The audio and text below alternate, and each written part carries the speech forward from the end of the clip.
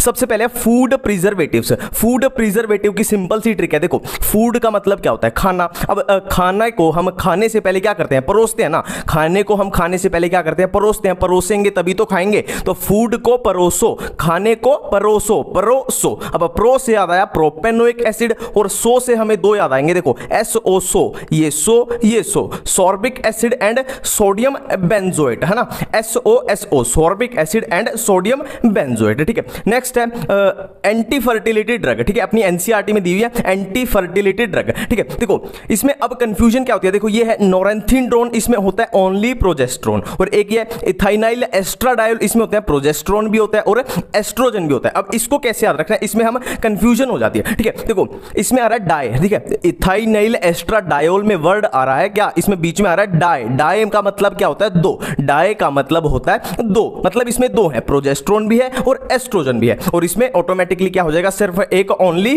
Progesterone. ठीक है, next हम करने वाले हैं एनाल्जेसिक्स। नेक्स्ट हम करने वाले हैं एनाल्जेसिक्स। ठीक है, देखो एनाल्जेसिक्स दो टाइप के होते हैं, narcotic and non narcotic. Narcotic का मतलब है एडिक्टिव, मतलब जिनकी लत पड़ जाती है, और नॉन नार्कोटिक का मतलब नॉन एडिक्टिव, मतलब जिनकी लत या आदत नहीं पड़ती। ठीक है, अब इनकी ट्रिक क्या है, सिंपल सी ट्रिक है, नरेंद्र मोदी पान नहीं खाते। देखो NM यानी नरेंद्र मोदी, पान PAN, पान N से नहीं खाते, नरेंद्र मोदी पान नहीं खाते। ठीक है, देखो NM से नरेंद्र मोदी, PAN पान, N से नहीं खाते। ठीक है, अब N से देखो नार्कोटिक, M से मॉर्फिन, P से पैरासीटामोल, A से एस्पिरिन, और N से नॉन नार्कोटिक। ठीक है, नॉन नार्कोटिक। अब देखो नार्कोटिक कौन सी होगी, मॉर्फिन होगी। नार्कोटिक के साथ में क्या है, मॉर्फिन, ये यहां पे खत्म। अब कौन सी बची, पैरासीटामोल, एस्पिरिन, ये क्या हो जाएंगी, नॉन नार्कोटिक। ठीक है, नरेंद्र मोदी पान नहीं खाते, नार्कोटिक में मॉर्फिन, और ये क्या बची, पैरासीटामोल, एस्पिरिन, क्या हो जाएंगी, नॉन नार्कोटिक। बिल्कुल इतनी बातें क्लियर है अपनी। ठीक है, नेक्स्ट हम बात करते हैं किसके, आर्टिफिशियल स्वीटनर के बारे में। कौन से अपने पास, एस्पर्टेम है, सैक्चरिन है, सुक्रोलोज है, एलिटेम है। ठीक है, अब इनको कैसे याद करें, देखो तो फर्स्ट आर्टिफिशियल स्वीटनर है एस्पर्टेम। इसको कैसे याद करना है, देखो इसका पहला पॉइंट तो यही है कि ये 100 टाइम्स केन शुगर के कंपैरिजन में ये 100 टाइम्स ज्यादा स्वीट होता है। ठीक है, अब इसको याद कैसे करना है, देखो इसका AS ये उठा लेना, AS है ना, S। अब मैं तो ऐसे करता कि आइसक्रीम है ना, जैसे हम बोलते हैं ना आइसक्रीम, उसको ऐसे बोलो आइसक्रीम, तो आइसक्रीम से याद आ जाएगा एस्पर्टेम। आइसक्रीम मतलब आइसक्रीम मतलब ये कोल्ड फूड है ना, आइसक्रीम से याद आ जाएगा कि ये कोल्ड फूड में यूज होता है। ठीक है, अब एस्पर्टेम के बाद क्या है, सैक्चरिन। सैक्चरिन देखो नॉर्मली क्या होता है, आर्टिफिशियल स्वीटनर एजेंट है ना, बॉडी को नुकसान देते हैं, नुकसान ही देते हैं यार, शुगर खाएंगे तो नुकसान ही देगी, है ना, पर ये फिर भी एक अच्छा वेरिएंट है। कंपैरिजन में बात की जाए अगर आर्टिफिशियल स्वीटनर्स की, तो ये एक अच्छा वेरिएंट है। क्यों है, क्योंकि ये बहुत सच्चा है। देखो इसके नाम में यार सैक्चरिन, देखो नाम में यार सच्चा, ये बहुत सच्चा है। सच्चा क्यों है, क्योंकि ये इंसानों के लिए यूज के लिए बहुत अच्छा है, मतलब ये इनर्ट है, किसी के साथ रिएक्शन भी नहीं करता बेचारा, और ये डायबिटीज में भी यूज हो सकता है, और ये कैलोरी कंट्रोल में भी यूज होता है, और ये हार्मलेस भी होता है ना, मतलब समझ रहे हो, बहुत सच्चा है, बहुत अच्छा है, सारे अच्छे काम कर रहा है। ये एनसीईआरटी वाइज चल रहा है। ठीक है, और इसकी कंपैरेटिव केन शुगर, अपनी जो नॉर्मल शुगर होती है उसके कंपैरिजन में बात करें तो इसकी स्वीटनिंग, जो इसका मिठास होता है वो कितना है, 550 है ना, 550, 550 गुना ज्यादा है। ठीक है, अब नेक्स्ट है सुक्रोलोज है। ठीक है, देखो इसका पहला पॉइंट तो ये है कि सुक्रोलोज जो है वो नॉर्मल जो अपनी केन शुगर होती है उससे 600 टाइम, 600 गुना ज्यादा मीठा होता है। ठीक है, अब नेक्स्ट पॉइंट क्या है कि sucralose is the trichloro derivative of sucrose. ठीक है, देखो इसको बिल्कुल भी याद मत करो, बिल्कुल भी याद मत करो। सुक्रोलोज के नाम को फील करके देखो, देखो सुक्रोलोज, सुक्रोलोज ऐसा नाम से ही नहीं लग रहा कि सुक्रोज प्लस क्लोरीन से मिलके बना है ना, थोड़ा सा फील करके देखो, फील में आओ थोड़ा सा कि सुक्रोज प्लस क्लोरीन से मिलके बना है सुक्रोलोज, तो सिंपली हो गया ट्राइक्लोरो डेरिवेटिव ऑफ सुक्रोज। अब नेक्स्ट है स्टेबल एट कुकिंग टेंपरेचर। देखो इसको बिल्कुल भी याद नहीं करना है। देखो हम मान लो घर में खीर बना रहे हैं, है ना, आग के ऊपर हम खीर बना रहे हैं, या हम गैस जला के क्या बना रहे हैं, कुकिंग टेंपरेचर की बात कर रहा हूं मैं, कुकिंग टेंपरेचर पे हलवा बना रहे हैं, खीर बना रहे हैं, मीठी मीठी डिश बना रहे हैं, तो हम उसमें क्या डालते हैं, हम उसमें चीनी डालते हैं, और चीनी में क्या है अपना सुक्रोज है ना। तो हमें अगर पता चल गया कि हम घर में क्या है सुक्रोज यूज करते हैं नॉर्मल कुकिंग टेंपरेचर पे, है ना, तो आपके सामने अगर क्वेश्चन आ जाए कि ऐसा कौन सा आर्टिफिशियल स्वीटनर एजेंट है जो कुकिंग टेंपरेचर पे यूज होगा, तो सिंपली है सुक्रोज। अगर हम कुकिंग टेंपरेचर पे यूज करते हैं तो सुक्रोज से मिलता जुलता कौन है, अभी अभी हमने किया, सुक्रोज से मिलता जुलता कौन है, सुक्रोलोज, तो इसमें कुछ याद ही नहीं किया, सिंपल है। ठीक है, नेक्स्ट है एलिटेम। नेक्स्ट है एलिटेम। ठीक है, इसकी नॉर्मल केन शुगर से कितनी ज्यादा मिठास है, 2000 टाइम्स ज्यादा है। ठीक है, और इसमें कुछ भी याद नहीं करना। देखो एलिटेम यानी ऑल टाइम, एलिटेम यानी ऑल टाइम, नाम में ही छुपा हुआ है all time. All time sweet मतलब सबसे ज्यादा स्वीट है ना, ऑल टाइम स्वीट मतलब सबसे ज्यादा स्वीट है। देखो यहाँ पे ये साफ साफ दिख रहा है, ठीक है। और एनसीईआरटी में साफ साफ लिखा हुआ है कि इसकी स्वीटनेस जो है अनकंट्रोलेबल होती है ना, कंट्रोल नहीं होती, इतना ज्यादा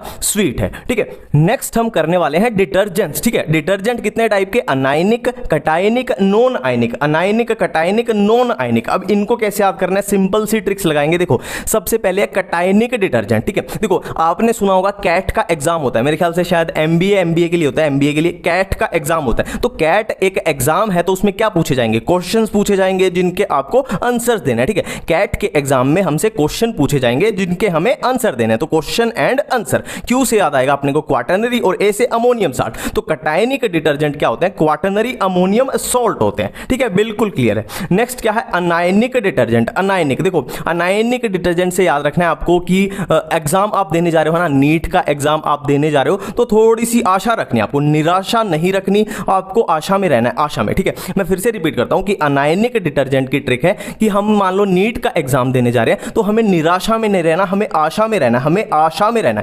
ए से अनायनिक मतलब अनायनिक डिटर्जेंट, और एस से सोडियम, एस से सॉल्ट, एस से सल्फोनेटेड, ए से अल्कोहल। मतलब अनायनिक डिटर्जेंट क्या होते हैं, sodium salt of sulfonated alcohol, ठीक है। आपका एनसीईआरटी पूरी कवर है, ठीक है। नेक्स्ट क्या है, non ionic. Non ionic detergent को कैसे याद करना है, देखो नॉन आयनिक मतलब जो कुछ भी नहीं करते। देखो इसमें वर्ड में आ रहा है नॉन, नॉन मतलब जो कुछ भी नहीं करते। नॉन आयनिक, नॉन से याद आना चाहिए जो कुछ भी नहीं करते, है ना। जो तो कुछ भी नहीं करते वो क्या करते हैं, अल्कोहल यानी शराब पीते हैं। जो कुछ भी नहीं करते वो क्या करते हैं, अल्कोहल यानी शराब पीते हैं। तो इससे अल्कोहल से हमें याद आ जाएगा कि नॉन आयनिक में क्या था, पॉलीइथाइनाइल ग्लाइकोल। ग्लाइकोल क्या है अपना, इधर अल्कोहल है, ठीक है।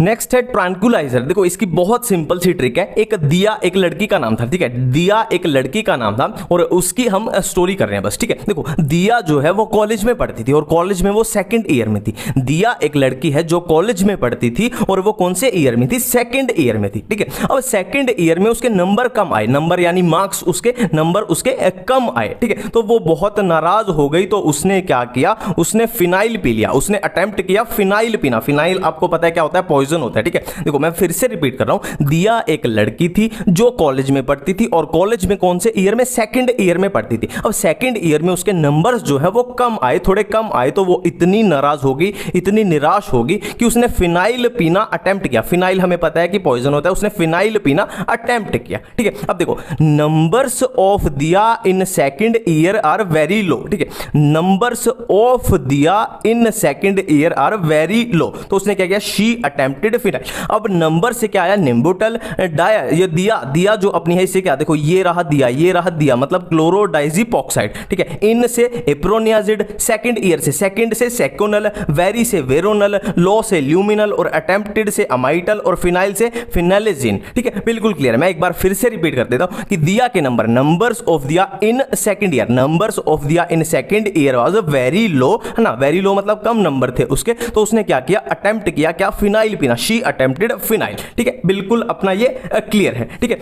अब ट्रैंक्विलाइजर की फर्स्ट ट्रिक अपनी कंप्लीट है और ये सेकंड ट्रिक है। देखो आप हो, है ना, आप नीट का एग्जाम देने वाले हो और फॉर एग्जांपल आपका भाई या बहन भी नीट का एग्जाम देने वाला है, ठीक है। और मान लो आपके भाई का सिलेक्शन हो गया और आपका नहीं हुआ, ठीक है। तो एक ही इंसान दुनिया में ऐसे है जिसको कोई फर्क नहीं पड़ेगा, वो है आपकी माँ, आपकी मदर, ठीक है। आप कुछ करो या मत करो, है ना, आपका भाई या बहन कुछ भी कर जाए, पर माँ जो है वो हमेशा शेयरिंग, कुछ भी खाने की चीज आए या कुछ भी आए, वो शेयरिंग हमेशा इक्वल करेगी, उसके लिए भेदभाव कभी भी नहीं होता, ठीक है। तो इक्वल शेयरिंग वाली कौन होती है, माँ। माँ हमेशा इक्वल शेयरिंग करती है, चाहे आपका भाई बहन कुछ भी कर जाए और आप कुछ भी ना करो, ठीक है। इक्वल शेयरिंग वाली कौन होती है, माँ। इक्वल मतलब इक्वेनिल, शेयरिंग मतलब सीरोटोनिन, वाली मतलब वेलियम और माँ से मेप्रोबामेट। बिल्कुल ये बातें क्लियर है, ठीक है। नेक्स्ट है एंटासिड्स, ठीक है। देखो इसको बिल्कुल भी याद नहीं करना है, कॉमन सेंस पे, और आपने प्रैक्टिकल अपनी लाइफ में देखा भी होगा। देखो मान लो किसी की कल बहुत बड़ी सर्जरी होनी है ना, ना, कल बहुत बड़ी सर्जरी होनी है, तो आज क्या होगा, जाहिर सी बात है वो टेंशन में होगा, टेंशन में होगा तो उसको एंजाइटी होगी, एंजाइटी होगी तो क्या होगा, उसके अंदर एसिडिक सिक्रीशन होगी, उसको एसिडिटी हो जाएगी। और नॉर्मल भी मान लो आपको एसिडिटी है तो डॉक्टर कौन सी दवाई लिखता है, रेंटेक लिखता है, रेंटिडीन, है ना। डॉक्टर क्या बताते हैं, रेंटिडीन उसको दवाई देते हैं एसिडिटी कम करने के लिए, ठीक है। तो रेंटिडीन अपने को याद है,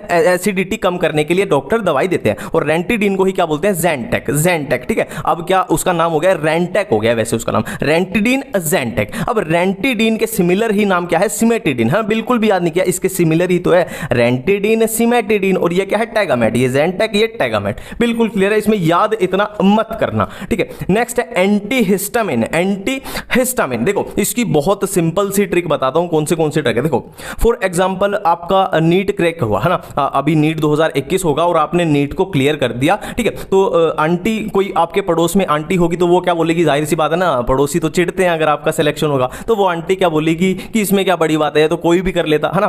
तो आप क्या बोलोगे उस आंटी को कि आंटी जी इतनी आसान बात नहीं है, हम बहुत दिन तरसे हैं सिलेक्शन लेने के लिए, ठीक है। आंटी ने अगर ये बोल दिया कि इसमें क्या बड़ी बात है, ये तो कोई भी कर लेता, तो आप क्या बोलोगे कि आंटी जी हम बहुत दिन तरसे हैं इस दिन को देखने के लिए, ठीक है। बहुत दिन मतलब देखो, बहुत से ये आ गया अपना ब्रोमफेनेरमिन, ठीक है, और दिन से डाइमिटाइप, तर से, तर ये तर है और ये से, तर से, ठीक है। ये क्या है, टर्फेनेडिन, और ये क्या है, सेल्डेन। आंटी ये है अपना, आंटी जी हम बहुत दिन तरसे हैं इस दिन को देखने के लिए, ठीक है। नेक्स्ट है एंटीसेप्टिक एंड डिसइंफेक्टेंट, ठीक है। देखो एंटीसेप्टिक तो आपने पता भी होगा, जैसे मान लो आपको चोट लग जाती है तो होता है ना वो डेटोल आती है और आप वो चोट पे डेटोल डालते हैं और वो एंटीसेप्टिक होती है। तो हमें सिंपल सा पता है एंटीसेप्टिक जो है वो लिविंग ऑर्गेनिज्म पे अप्लाई होते हैं, लिविंग टिश्यू पे, ठीक है। और डिसइंफेक्टेंट क्या है, डिसइंफेक्टेंट जैसे वो आते हैं ना टीवी में ऐड आती है कि ये थोड़ा सा पानी में डाल के इसका घर में पोछा मार दो तो कीटाणु नहीं आएंगे, तो वो होता है अपना डिसइंफेक्टेंट, मतलब जो फ्लोर पे नॉन लिविंग थिंग्स पे यूज होता है, ठीक है।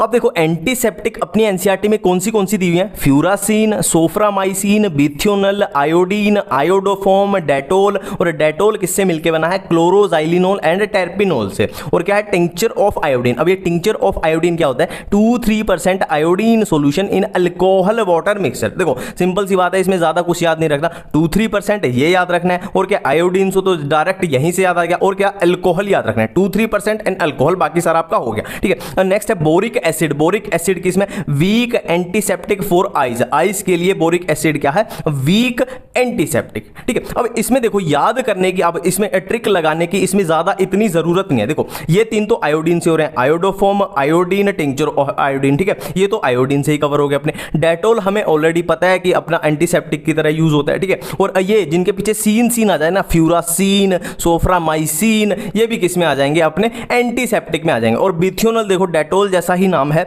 डेटोल बिथियोनोल, है ना, डेटोल बिथियोनोल, ये बिल्कुल डेटोल जैसा ही नाम है, तो इससे याद हो जाएगा। एक अपना बोरिक एसिड बचा, बोरिक एसिड बचा, तो इसको कैसे याद रखना है, इसको सिंपल से याद रखना है। देखो जिसको बहुत कम दिखता हो ऐसे याद रखना, B for boric acid, B for बहुत कम दिखता हो, बहुत कम दिखता है मतलब उसकी आईज में कोई प्रॉब्लम है, तो आईज में प्रॉब्लम है तो उसको बोरिक एसिड का यूज करना चाहिए, ठीक है। अब एंटीसेप्टिक के बाद क्या है, डिसइंफेक्टेंट, डिसइंफेक्टेंट देखो 0.2% सॉल्यूशन ऑफ फिनोल। देखो फिनोल का 0.2% सॉल्यूशन क्या होता है, एंटीसेप्टिक होता है, और एंटीसेप्टिक हमें पता है ना क्या होता है, एंटीसेप्टिक होता है, ठीक है। और इसकी कंसंट्रेशन अगर हम बढ़ा दें, फिनोल की कंसंट्रेशन अगर 1% कर दें तो वो क्या हो जाएगा, डिसइंफेक्टेंट की तरह वो बिहेव करेगा, ठीक है। और कौन से डिसइंफेक्टेंट दिए हुए, क्लोरीन दी हुई है, क्लोरीन की कंसंट्रेशन कितनी, 0.2 से 0.4 ppm कंसंट्रेशन पे क्लोरीन क्या है, डिसइंफेक्टेंट है। और सल्फर डाइऑक्साइड जो है वो लो कंसंट्रेशन पे डिसइंफेक्टेंट है। तो डिसइंफेक्टेंट बेसिकली अपनी एनसीईआरटी में 3 ही है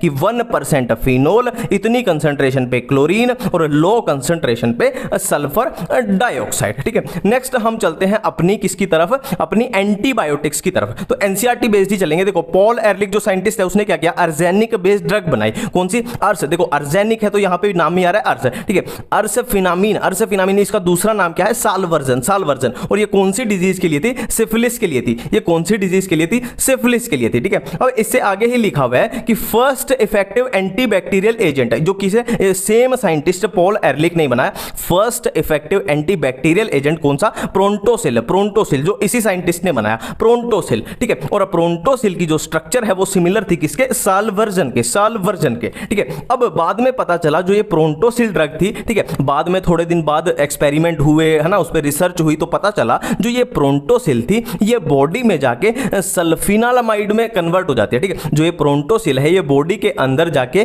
किसमें कन्वर्ट होती है, सल्फानिलामाइड में कन्वर्ट हो जाती है, जो रियल एक्टिव कंपाउंड है। ठीक है, और यहीं से ये देखो सल्फा, ये सल्फा से याद आ जाएगा, यहीं से कौन सी ड्रग्स की जो डिस्कवरी हुई थी, कौन सी ड्रग्स की, सल्फा ड्रग्स की, यहीं से डिस्कवरी हुई थी। ठीक है, ये सब इतना बेसिक सी बातें हैं, ये क्लियर है। ठीक है, अब बात करते हैं कि रियल रेवोल्यूशन, देखो जो एंटीबायोटिक्स की खोज करते हुए रियल असली रेवोल्यूशन कब आया, हमें सबको पता है कि अलेक्जेंडर फ्लेमिंग की वजह से। ठीक है, बोलते हैं ना कि पहली एंटीबायोटिक किसने, अलेक्जेंडर फ्लेमिंग ने, कौन सी, पेनिसिलिन की थी, पेनिसिलिन। ठीक है, अब एनसीईआरटी में दिए हुए एंटीबायोटिक्स कौन सी, बैक्टीरियोस्टेटिक, बैक्टीरियोसाइडल। ठीक है, देखो स्टेटिक मतलब होता है एक जगह पे रुकना, स्टेटिक है ना, बोलते हैं ना स्टेटिक वाटर, एक जगह पे रुका हुआ वाटर, रुका हुआ मतलब ये बैक्टीरियोस्टेटिक जो क्या करेंगी कि ये माइक्रो ऑर्गेनिज्म की ग्रोथ को रोकेंगी, सिर्फ और सिर्फ रोकेंगी। और बैक्टीरियोसाइडल मतलब ये माइक्रो ऑर्गेनिज्म को, साइडल मतलब मार देना, ये किल कर देंगे, ये सिर्फ रोकेंगे और ये किल कर देंगे, मार देंगे। ठीक है, बिल्कुल क्लियर है। अब इनकी ट्रिक क्या है जो एनसीईआरटी में दी हुई है, उसी बेस पे ट्रिक बताऊंगा। देखो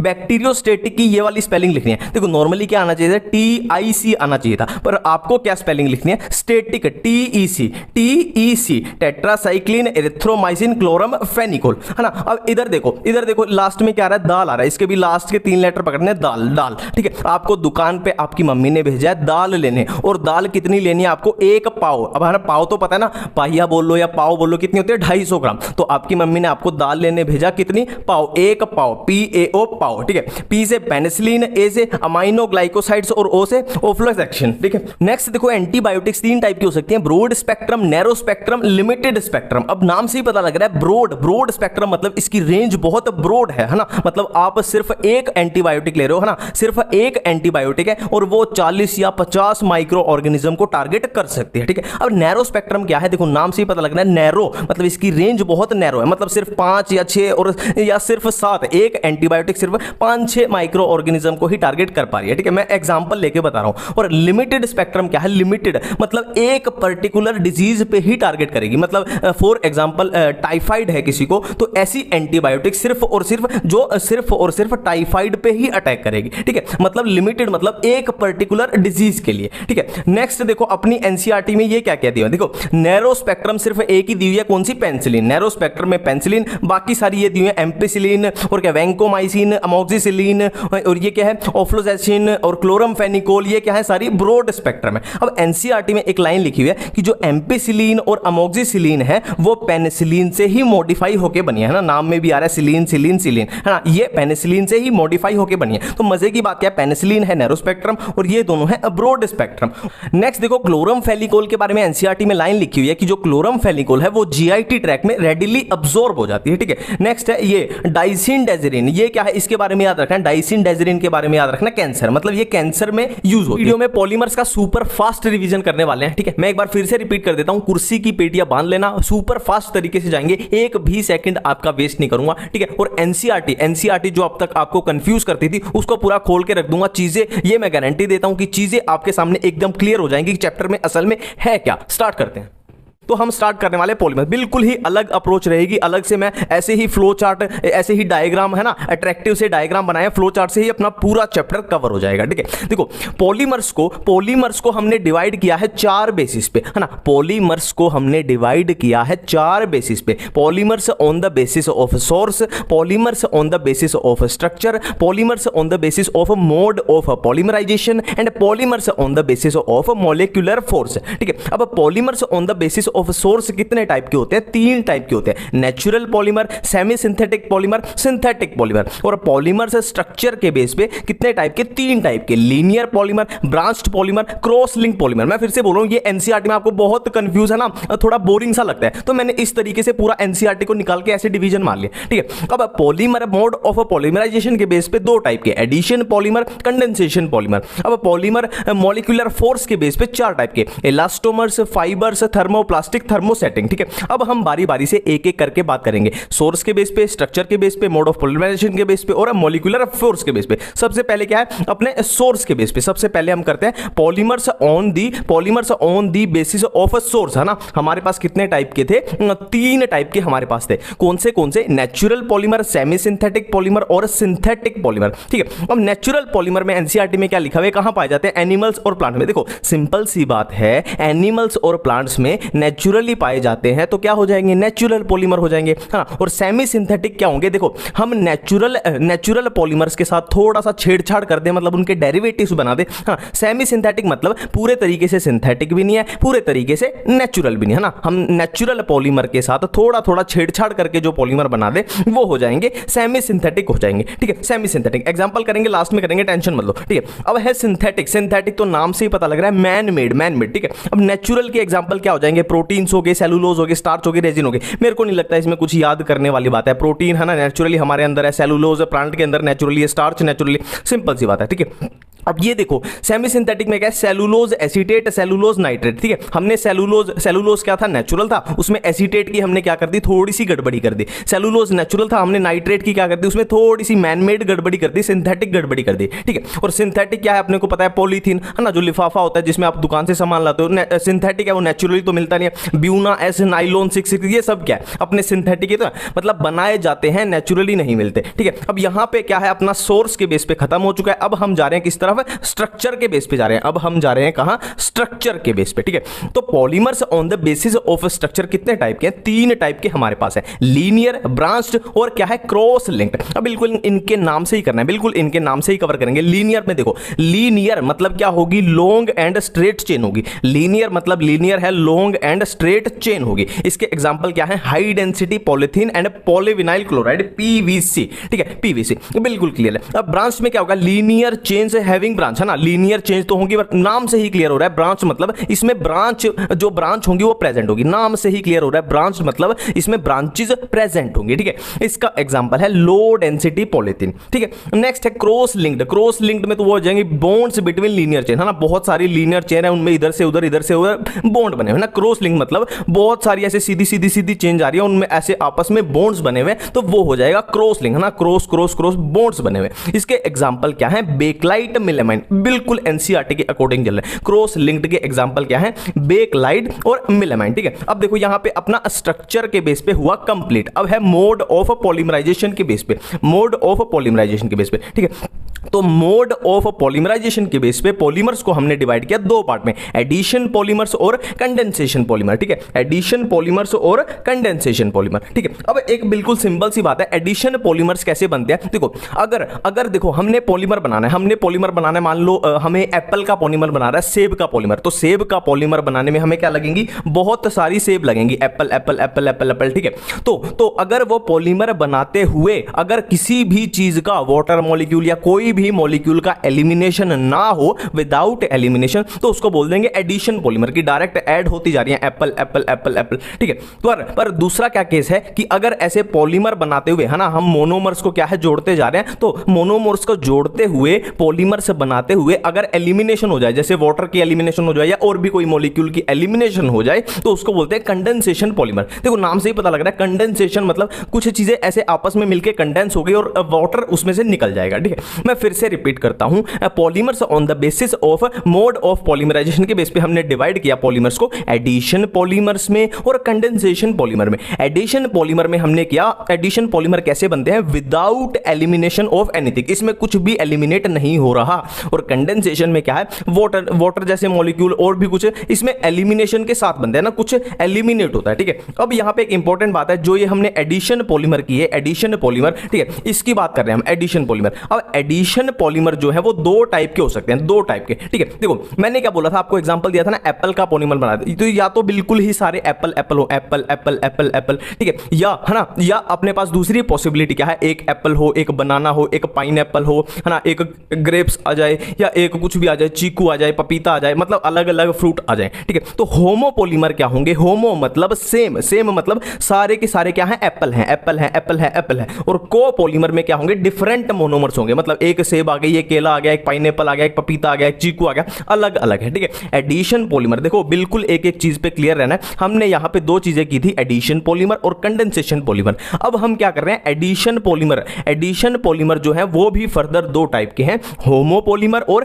कोपॉलीमर, ठीक है। होमो मतलब सेम, मतलब इसमें सेम मोनोमर्स होंगे, और को में क्या होंगे, डिफरेंट मोनोमर्स होंगे। होमोपॉलीमर्स के क्या एग्जांपल है, पॉलीथीन, पीवीसी, पैन, टेफ्लॉन। और कोपॉलीमर के एग्जांपल है Buna S, Buna N, S Buna N, ठीक है। अब यहां पे मैं आपको एक मजे की बात बताने जा रहा हूं, मजे की बात। देखो मॉलिक्यूलर फोर्स के बेस पे हमने क्या किए, इलास्टोमर्स किए, फाइबर्स, थर्मोप्लास्टिक, थर्मोसेटिंग, ठीक है। हमने क्या किया, पॉलीमर मॉलिक्यूलर फोर्स के बेस पे कितने टाइप के, 4 टाइप के किए थे, इलास्टोमर्स, फाइबर्स, थर्मोप्लास्टिक, थर्मोसेटिंग। इनको अलग से अब करने की जरूरत नहीं है, ठीक है। अब मैं आपको एक जादू मैजिक दिखाने जा रहा हूं। देखो ये है अपना मैजिक, ये है अपना मैजिक। देखो जो होमोपॉलीमर अपने पास आए ना, होमोपॉलीमर, इन्हीं को क्या बोल देंगे हम, प्लास्टोमर्स बोल देंगे। प्लास्टोमर, प्लास्टोमर कौन से थे, ये थर्मोप्लास्टिक वाले, थर्मोप्लास्टिक, ठीक है। और ये कोपॉलीमर जो आए, ब्यूना एस, ब्यूना एन, ये क्या बोल देंगे, इलास्टोमर बोल देंगे। इलास्टोमर कहां पे है, ये इलास्टोमर, ये अपने ऑटोमेटिकली हो गए, ये ऑटोमेटिकली ये भी इनके साथ ही कवर हो रहा है, ठीक है।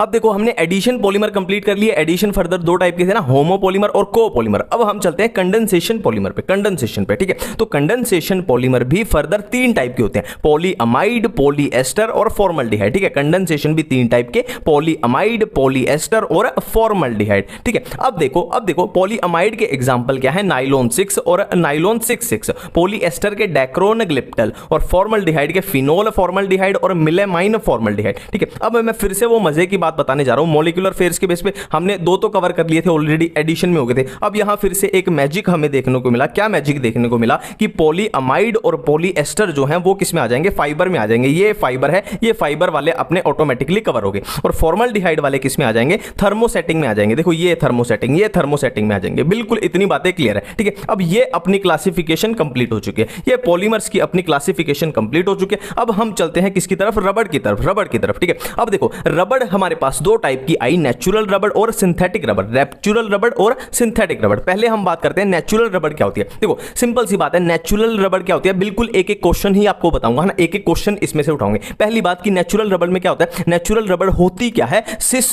पॉलीआइसोप्रीन, सिस पॉलीआइसोप्रीन, याद रखना है ये वर्ड, सिस पॉलीआइसोप्रीन। अब बिल्कुल नाम से ही पता लग रहा है, पॉलीआइसोप्रीन मतलब नेचुरल रबड़ पॉलीमर है, पॉलीमर है किसका, आइसोप्रीन का। बिल्कुल नाम से ही कवर हो रहा है कि नेचुरल रबड़ क्या होती है, सिस पॉलीआइसोप्रीन, और पॉलीआइसोप्रीन मतलब ये पॉलीमर है किसका, आइसोप्रीन का, पॉलीमर ऑफ आइसोप्रीन, ठीक है। अब हम देख लेते हैं क्या आइसोप्रीन की स्ट्रक्चर। आइसोप्रीन असल में होता क्या है, 2-मिथाइल-1,3-ब्यूटाडाइइन, ये होता है हमारे पास आइसोप्रीन, 2-मिथाइल-1,3-ब्यूटाडाइइन। ये अपनी नेचुरल रबड़ क्लियर है, ठीक है। बिल्कुल ऐसे ही बिल्कुल टारगेट हिट क्वेश्चन ही बता दिए, ठीक है। नेक्स्ट है सिंथेटिक रबड़। सिंथेटिक रबड़ में क्या होगा, सिंथेटिक रबड़ क्या है, नियोप्रीन है, पॉलीक्लोरोपिन है ना, नियोप्रीन या इसका दूसरा नाम पॉलीक्लोरोपिन। मैं एक बार फिर से रिवाइज करा दूं, नेचुरल रबड़ क्या थी, पॉलीआइसोप्रीन थी, और सिंथेटिक रबड़ क्या है, पॉलीक्लोरोपिन है। मतलब ये पॉलीमर है किसका, पॉलीमर है किसका, क्लोरोप्रीन का, है ना। और ये पॉलीमर किसका थी, आइसोप्रीन का, और ये है क्लोरोप्रीन का। अब क्लोरोप्रीन होता क्या है, क्लोरोप्रीन होता क्या है, देखो ये क्या था, 2-मिथाइल-1,3-ब्यूटाडाइइन। अब ये 2 मिथाइल है ना, जो मिथाइल की जगह क्या लगा दो, क्लोरो लगा दो, इसलिए तो आ गया ये क्लोरोप्रीन, है ना। मिथाइल की जगह क्या लगा दो, क्लोरो लगा दो, क्या हो जाएगी, 2-क्लोरो-1,3-ब्यूटाडाइइन, है ना। सिंथेटिक रबड़ के एग्जांपल क्या होते हैं, ब्यूना एस और ब्यूना एन, ब्यूना एस और ब्यूना एन, ठीक है। अब एक वल्केनाइजेशन ऑफ रबड़ आता है, एक छोटा सा टॉपिक है वल्केनाइजेशन ऑफ रबड़, वल्केनाइजेशन ऑफ रबड़। इसमें क्या सिंपल सी आपको याद रखनी है ना, मैं बिल्कुल ही क्वेश्चन हिट टारगेट क्वेश्चन ही बता रहा हूं। देखो पहला पॉइंट इसमें याद रखना है सल्फर और दूसरा स्टिफ, है ना, पहला सल्फर दूसरा स्टिफ। वल्केनाइजेशन ऑफ रबड़ में क्या होता है, हम नेचुरल रबड़ को सल्फर के साथ हीट कर देते हैं, ठीक है। नेचुरल रबड़ को सल्फर के साथ हीट कर देते हैं, तो सल्फर क्या होगी, नेचुरल रबड़ के अंदर अंदर घुस के बॉन्ड बना लेगी, है ना। और फिर क्या हो जाएगी, इसका क्या होता क्या है, इसका रिजल्ट क्या होगा, है ना। इससे क्या होगा, वो रबड़ थी ना, जो नेचुरल रबड़ थी, वो स्टिफ हो जाएगी, है ना, स्टिफन्ड हो जाएगी, वो स्टिफ हो जाएगी। मैं फिर से बोल रहा हूं, वल्केनाइजेशन ऑफ रबड़ में 2 बातें आपको याद रखनी है। पहला सल्फर, नेचुरल रबड़ में हमने सल्फर को घुला के मिला के पिला दिया, ठीक है। उससे हुआ क्या, जो नेचुरल रबड़ अपनी थी सल्फर की वजह से कैसी होगी, स्टिफ हो गई, वो स्टिफ हो गई। पूरा हिट टारगेट क्वेश्चन नहीं कर रहे, ठीक है। अब नेक्स्ट देखो, डायरेक्ट जैसे क्वेश्चन आते हैं ना, डायरेक्ट वैसे ही चीजें मैंने तैयार की हैं। इंपॉर्टेंट यूज है ना, कौन सा पॉलीमर कहां यूज होता है, देखो टेफ्लॉन कहां यूज होता है, नॉन स्टिक यूटेंसिल में। ठीक है, इसको याद कैसे रखना है, देखो T4 टेफ्लॉन, T4 तवा। तो आप देखोगे ना, आप मार्केट में बहुत ज्यादा, अब तो लगभग सबके घरों में भी होते हैं नॉन स्टिक के तवे होते हैं, तो ना T4 टेफ्लॉन, T4 याद आ जाएगा तवा। और तवे कैसे होते हैं आजकल, नॉन स्टिक के होते हैं, तो नॉन स्टिक यूटेंसिल। ठीक है, नेक्स्ट है नाइलॉन 6। नाइलॉन 6 देखो, नाइलॉन वाले जो हमने किए थे वो फाइबर में आ रहे थे, तो फाइबर स्टिंग है ना, फाइबर कैसे, टायर देखो फाइबर होता है, कोड्स फाइबर, फैब्रिक्स, रोप्स, रस्सियां फाइबर। नाइलॉन 6 किसमें, टेक्सटाइल इंडस्ट्री, ब्रश ब्रिशल्स में। ठीक है, और बेकलाइट, ब्लैकलाइट ऐसे याद रखना, B for Bakelite, B for board, B for board है ना, बिजली का बोर्ड है ना, बी फॉर बिजली या बोर्ड कुछ भी याद रखना, B for Bakelite, B for बिजली का बोर्ड यानी इलेक्ट्रिकल स्विच है। और वैसा ही प्लास्टिक इसमें यूज होता है, कॉम्स में लगा लो आप, है ना, जो अपने ये होते हैं कंघे होते हैं जिसपे, है ना। नेक्स्ट है मिलेमाइन। मिलेमाइन क्या होती है, अनब्रेकेबल क्रोकरी। ठीक है, बर्तन, क्रोकरी क्या होती है, बर्तन ही तो होते हैं अपने। तो सिंपल इसको कैसे याद रखने, देखो क्रोकरी खरीदने कहां जाते हैं, बर्तन खरीदने लोग कहां जाते हैं, मेले में जाते हैं, तो मेले से खरीद के लाने हैं बर्तन, है ना, मेले से खरीद के लाने हैं बर्तन, क्रोकरी, है ना। और बर्तन लाने ही तो अच्छे वाले लाओ, है ना, बेकार वाले क्यों लाने हैं, लाने ही है मेले से बर्तन, तो अच्छे वाले ले आओ, है ना, जो कभी ना टूटे, यानी अनब्रेकेबल क्रोकरी कहां मिली, मेले में, यानी मिलेमाइन। बिल्कुल ठीक है। अब पीवीसी की पाइप आती है, ये तो कॉमन सेंस की बात है, जीके की बात है ना। पीवीसी की पाइप आती है, टीवी में ऐड भी आती है ना पीवीसी की पाइप, तो वाटर पाइप आपके घरों में वो प्लास्टिक की पाइप्स होती हैं, वो पीवीसी की बनी होती है। और पीवीसी से याद आ गया हमें वाटर पाइप, मतलब पानी से लेना देना था, तो रेन कोट्स भी इसी के बने होते हैं, रेन कोट्स। ठीक है, पॉली एक्रिलो नाइट्राइल, देखो इसको तो नाम से ही कवर हो जाएगा, पॉली एक्रिलो है ना, ये एक्रिलेन नाम से हो जाएगा, एक्रिलो, एक्रिलेन। और दूसरा नाम इसका क्या है, ओरलोन है। ये किसमें आएगा, वूल मेकिंग, वूल है ना, वूल मेकिंग में वूल सब्सटेंस होते हैं। ठीक है, बिल्कुल इतनी बातें क्लियर है। ठीक है, अब एक और फिर से वही टारगेट, जहां से क्वेश्चन पूछे जाते हैं, बिल्कुल उन्हीं चीजों को टारगेट करेंगे। देखो इनकी स्ट्रक्चर आपको लिंक डिस्क्रिप्शन में पीडीएफ मिल जाएगी इस चैप्टर की, इनकी स्ट्रक्चर आप वहां से देख लेना, बिल्कुल आपका कवर हो जाएगा। ठीक है, अब जो बिल्कुल डायरेक्ट क्वेश्चन जहां से पूछे जाते हैं, देखो पॉलीइथीन किससे मिलकर बनता है, पॉली मतलब पॉलीमर, इथीन मतलब इथीन, तो इथीन का पॉलीमर है, इथीन से बना है। टेफ्लॉन किससे बना है, टेट्राफ्लूरोइथीन से बना है, टेट्राफ्लूरोइथीन से बना है टेफ्लॉन। पॉली एक्रिलोनाइट्राइल किसने बनाया, देखो पॉली मतलब पॉलीमर है किसका, एक्रिलोनाइट्राइल का। ठीक है, ब्यूना एस किससे मिलकर बना है, 1,3-ब्यूटाडाइइन प्लस स्टाइरिन, और ब्यूना एन 1,3-ब्यूटाडाइइन प्लस एक्रिलोनाइट्राइल। ठीक है, अब यहां पे थोड़ी सी हम लगाएंगे, क्या कॉमन सेंस लगाएंगे। देखो ब्यूना, ब्यूना से याद आ जाएगा ब्यूटाडाइइन, ब्यूटाडाइन, ब्यूना, ब्यूना का मतलब क्या है, ब्यूटाडाइइन, ब्यूटाडाइन, प्लस प्लस एस मतलब स्टाइरिन, एस मतलब स्टाइरिन, और एन मतलब नाइट्राइल, एन मतलब नाइट्राइल। बिल्कुल इतनी बातें क्लियर है, याद हो जाएगा। PVC, polyvinyl chloride, polyvinyl chloride, poly मतलब पॉलीमर है किसका, विनाइल क्लोराइड का, विनाइल क्लोराइड का। बिल्कुल ठीक है। नाइलॉन 6 कैसे मिलेगा, हीटिंग, कैप्रोलैक्टम को हीट करेंगे तो हमें मिलेगा नाइलॉन 6। और नाइलॉन 6 कैसे मिलेगा, hexamethylene adipic acid, hexamethylene plus adipic acid से ये मिलेगा। ठीक है, 6 मतलब इसमें भी 6 कार्बन होंगे, इसमें भी 6 कार्बन होंगे। और ये क्या है, टेरिलीन या डेक्रोन, टेरिलीन या डेक्रोन, ये सुपर हिट क्वेश्चन है, इस पे 10 स्टार, 15 स्टार, 20 स्टार लगा लेना। टेरिलीन या डेक्रोन किससे मिलकर बनता है, ethylene glycol, ethylene glycol plus terephthalic acid. देखो टेरिलीन वर्ड कहां से आया, टेरेप्थेलिक एसिड से, टेरिलीन आया टेरेप्थेलिक एसिड से, याद क्या रखना है, सिर्फ इथाइलिन ग्लाइकोल। और मिलेमाइन पॉलीमर किससे मिलकर बनता है, मिलेमाइन प्लस फॉर्मल्डिहाइड से। मिलेमाइन पॉलीमर किससे मिलकर बनता है, मिलेमाइन प्लस फॉर्मल्डिहाइड से। ठीक है, नेक्स्ट देखो एक चीज हमारे पास आती है क्या, बायोडिग्रेडेबल पॉलीमर, बायोडिग्रेडेबल है ना, दो चीजें हैं, एक तो पीएचबीवी, इसका बहुत बड़ा नाम है, पॉली बीटा हाइड्रोक्सी ब्यूटाइरेट को बीटा हाइड्रोक्सी वैलेरेट। ठीक है, अब इसके ये बनता कैसे है, पीएचबीवी बनता कैसे है, copolymerization of 3 hydroxy butanoic acid plus 3 hydroxy pentanoic acid. ठीक है, देखो अब आप सोच रहे होगे कि ये क्या है, ये तो लिखा हुआ है, डायरेक्ट बोलता जा रहा है, तो सिंपल सी बात है, ये चीजें तो आपको याद करनी पड़ेंगी, इनकी ट्रिक्स नहीं बन सकती है ना, इनकी ट्रिक्स बनाओगे तो समझो आपका काम खराब हो जाएगा। ठीक है, ये आपको याद करनी ही पड़ेंगी, है ना, इसमें मैं भी कुछ कर नहीं सकता, है ना। नेक्स्ट है लाइनोल 26, नाइलॉन 26 भी बोल सकते हैं, या इसको बोल सकते हो नाइलॉन 2 नाइलॉन 6। ये कैसे बनता है, copolymerization of glycine plus amino caproic acid, glycine और अमीनो कैप्रोइक एसिड। ग्लाइसिन कैसा दिखता है, कुछ ऐसा दिखता है, और ये कुछ ऐसा, है ना। इसकी सिंपल सी मैं आपको चीजें बता दूं, देखो ग्लाइसिन क्या होता है, सिंपलेस्ट अमीनो एसिड। अब अमीनो एसिड में क्या होता है, कार्बन पे एक अमीनो ग्रुप है, एक एसिड ग्रुप है, एक हाइड्रोजन है ना, और दूसरा जो चौथा चीज भी हाइड्रोजन हो जाए तो वो हो जाएगा ग्लाइसिन, है ना। ग्लाइसिन, ये अपना ग्लाइसिन सिंपल है, ग्लाइसिन जैसा ही है, बस यहां पे क्या था, CH2 का एक ग्रुप है, यहां पे सिंपली क्या कर दो, 5 बंद को यहां पे 5 कर दिया हमने, यहां पे एक था, यहां पे 5 कर दिया, अमीनो कैप्रोइक एसिड बन गया। ठीक है, सिंपल सी बात है ना, ये अपने बायोडिग्रेडेबल है। अब यहां पे एक चीज ध्यान रखनी है, एक चीज ध्यान रखेंगे कि दोनों जो बायोडिग्रेडेबल हैं, दोनों किससे बन रहे हैं, कोपॉलीमराइजेशन से बन रहे हैं। हमने किया था ना, एक होमोपॉलीमर एक कोपॉलीमर, तो ये दोनों के हैं कोपॉलीमर है। ठीक है, बिल्कुल इतनी बातें क्लियर हो रही है। अब देखो मैं आपको एक छोटी सी चीज बताना चाहता हूँ। कंडेंसेशन पॉलीमर वाले होते हैं ना, जिनमें हम बिना बात उनकी स्ट्रक्चर में कंफ्यूज होते रहते हैं ना। आप एनसीईआरटी में देखोगे आपको स्ट्रक्चर मिलेंगी और पीडीएफ में भी मिल जाएंगी, बिना बात कंफ्यूज होते रहते हैं। उनमें एक सिंपल सा आपको क्या करना है, पैटर्न पकड़ना है। देखो ये हमारे पास कुछ इस तरीके की चीजें मिलेंगी। मैं आपको एक एग्जाम्पल के तौर पर बता रहा हूँ कि NH2 अपने को मिल गया, ठीक है। ये क्या है, ग्रुप है NH2 है, ठीक है। और दूसरी साइड अपने को मिलेगा, मान लो इस साइड मिल गया ये C डबल बॉन्ड OH मिल गया, ठीक है। ये क्या मिल गया, COOH मिल गया। अब सिंपली करना क्या है, कुछ भी नहीं करना। हमने बात की थी, हमने क्या बात की थी कि कंडेंसेशन पॉलीमर में क्या मिलता है कि एलिमिनेशन होती है, एलिमिनेशन होती है जैसे वाटर की एलिमिनेशन। तो सिंपली करना क्या है, ऐसे एलिमिनेशन कर देनी है, ऐसे एलिमिनेशन कर देनी है, वाटर की एलिमिनेशन हो जाएगी। और इधर चीजें कैसे बन जाएंगी, डायरेक्ट ऐसे बन जाएंगी, ठीक है। और ये कुछ इस तरीके से अपना पॉलीमर बन जाता है, ऐसे सिंपल सी चीजें। डी ब्लॉक एलिमेंट्स, देखो बिल्कुल आसान भाषा में बात करेंगे, आसान तरीके से बात करेंगे और इजीली चैप्टर को पूरा खत्म कर देंगे, ठीक है। देखो चैप्टर को स्टार्ट करने से पहले मैं आपको कुछ जड़ी बूटियां दिखाना चाहता हूं। ये जड़ी बूटी मैं इसको क्यों बोल रहा हूं, मैंने यहां पे डी ब्लॉक एलिमेंट्स के बारे में 4 पॉइंट ऐसे लिखे हैं जो बार बार अपने यूज में आएंगे, तो बार बार उनमें कंफ्यूजन ना हो इसलिए मैंने यहां पे पहले लिख दिए। और जहां पे हमें इनका काम लेना होगा, इस जड़ी बूटी का काम लेना होगा, हम काम लेते रहेंगे, ठीक है।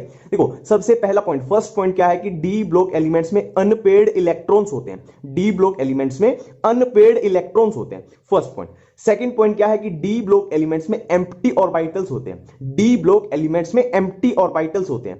Third point, D block elements की वेरिएबल ऑक्सीडेशन स्टेट होती है, ठीक है। वेरिएबल मतलब कभी कितनी हो जाएगी, कभी कितनी हो जाएगी, फिक्स नहीं है कुछ। डी ब्लॉक एलिमेंट्स की ऑक्सीडेशन स्टेट वेरिएबल होती है।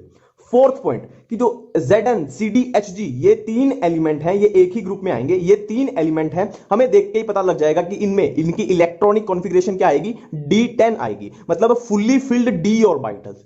ये थोड़ा बाकी डी ब्लॉक एलिमेंट से अलग बिहेव करेंगे क्योंकि बाकी डी ब्लॉक एलिमेंट्स के पास क्या आएंगे, अनपेड इलेक्ट्रॉन्स आएंगे, पर इनके पास अनपेड इलेक्ट्रॉन नहीं है, ये D10 कॉन्फ़िगरेशन आ जाएगी, इसलिए फुल्ली फिल्ड डी ऑर्बिटल, इनकी इलेक्ट्रॉनिक कॉन्फ़िगरेशन स्टेबल होती है, ठीक है। बस अब अपना चैप्टर स्टार्ट करते हैं, जड़ी बूटी अपनी खत्म है। First point, D block elements are called as transition elements, ठीक है। डी ब्लॉक एलिमेंट्स का दूसरा नाम ट्रांजिशन एलिमेंट्स।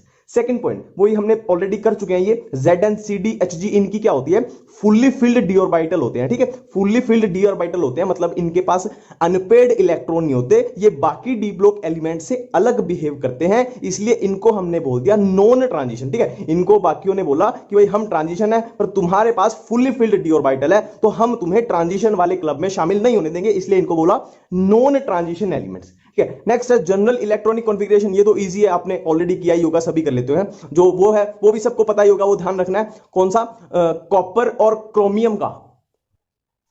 नेक्स्ट है nearly all are typical metals, ठीक है। डी ब्लॉक एलिमेंट्स लगभग सारे क्या होते हैं, मेटल्स होते हैं, इतनी बात क्लियर है।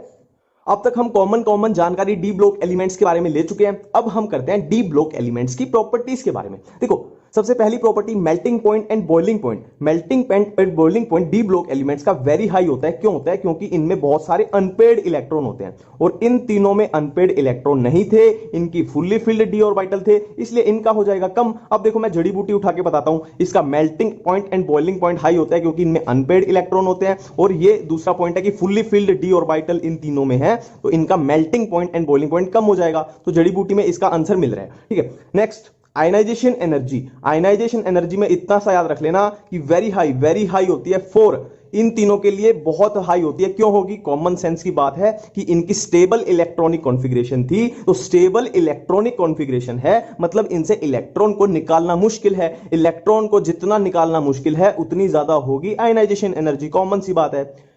नेक्स्ट प्रॉपर्टी है ऑक्सीडेशन स्टेट। देखो हमने पहले ही इसमें कर चुके हैं कि डी ब्लॉक एलिमेंट्स की वेरिएबल ऑक्सीडेशन स्टेट होती है, तो पहला point exhibit variable oxidation state. अब बात करते हैं मिनिमम या मैक्सिमम ऑक्सीडेशन स्टेट कितनी हो सकती है किसी एलिमेंट की, तो किसी भी डी ब्लॉक एलिमेंट की मिनिमम ऑक्सीडेशन स्टेट होती है s इलेक्ट्रॉन की, s में जितने इलेक्ट्रॉन्स आएंगे, और मैक्सिमम कितनी होती है s electrons plus unpaid d electrons, ठीक है। नेक्स्ट है हाईएस्ट ऑक्सीडेशन स्टेट, वो होती है इन दोनों की, और कितनी होती है +8। नेक्स्ट जिनकी ये दो एलिमेंट है जिनकी लगभग फिक्स ऑक्सीडेशन स्टेट होती है, इसकी स्कैंडियम की ओनली +3 और जिंक की ओनली +2, ये फिक्स वाली होगी, मतलब जिनकी वेरिएबल ऑक्सीडेशन स्टेट नहीं है। नेक्स्ट प्रॉपर्टी है कलर्ड आयंस फॉर्मेशन, कि डी ब्लॉक जो एलिमेंट्स होते हैं वो कलर्ड आयंस की फॉर्मेशन करते हैं, और क्यों करते हैं उसका रीजन क्या है, डी ट्रांजिशन। सिंपल सी बात है, वो ये इलेक्ट्रॉन एक फ्लोर से दूसरे फ्लोर पे कूदेंगे तो वो कलर ट्रांजिट होता है, ठीक है। नेक्स्ट है नेचर ऑफ ऑक्साइड्स। तो देखो ये ऑक्सीडेशन स्टेट है डिफरेंट, जैसा कि मैंने बोला था कि वेरिएबल ऑक्सीडेशन स्टेट होती है। तो जब डी ब्लॉक एलिमेंट्स ये +1 +2 +3 इस ऑक्सीडेशन स्टेट के जो ऑक्साइड्स होते हैं वो बेसिक होते हैं, +4 ऑक्सीडेशन स्टेट के ऑक्साइड डी ब्लॉक एलिमेंट्स के क्या होते हैं, एम्फोटेरिक होते हैं, और +5 से +8 तक के ऑक्साइड्स क्या होते हैं, एसिडिक होते हैं। नेक्स्ट प्रॉपर्टी मैग्नेटिक प्रॉपर्टीज, ये तो बिल्कुल सिंपल सा है। पैरामैग्नेटिक कौन से होते हैं, जहां पे अनपेड इलेक्ट्रॉन्स होंगे, डायमैग्नेटिक जहां पे अनपेड इलेक्ट्रॉन नहीं होंगे, और ये तो हमको पता ही है मैग्नेटिक मूवमेंट का फॉर्मूला, ये वाला फॉर्मूला होता है जहां पे n क्या होगा, अनपेड इलेक्ट्रॉन होगा, ठीक है। नेक्स्ट पॉइंट है कि D block elements catalytic property show करते हैं। क्यों करते हैं, वही जड़ी बूटी उठा लेंगे। देखो पहला पॉइंट क्या है, हैव वेरिएबल ऑक्सीडेशन स्टेट, तो वेरिएबल ऑक्सीडेशन स्टेट यहां से क्लियर है। हैव वेकेंट ऑर्बिटल्स, ये भी एम्प्टी ऑर्बिटल यहां से क्लियर है। एक पॉइंट याद रखना है कि एब्जॉर्प्शन पावर होती है इनके पास, इसलिए कैटालिटिक प्रॉपर्टी शो करते हैं, ठीक है।